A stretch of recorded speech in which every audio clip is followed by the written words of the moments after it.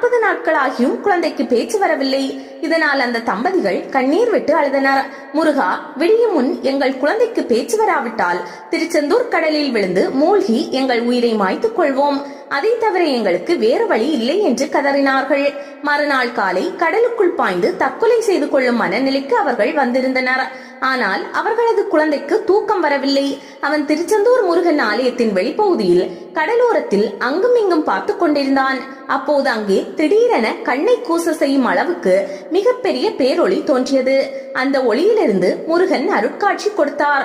கண்களில் கண்ணீர் சொரிய வாய் பேச முடியாத அக்குழந்தை ஜோதிக்கெல்லாம் ஜோதியான பேரொளியைக் கண்டு தன் இருக்கரம் கூப்பி தொழுதது. புன்னகையுடன் காட்சியளித்த முருகப்பெருமான் குழந்தையை நோக்கி நீ யார் என்று கேட்டார்.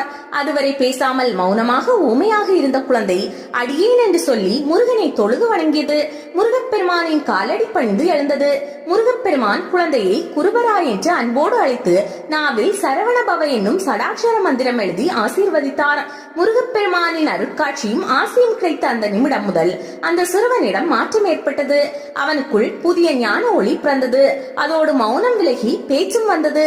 அதன் காரணமாக உலக ஞானம் அனைத்தும் கற்காமலேயே அந்த சிறுவனுக்கு தோன்றியது.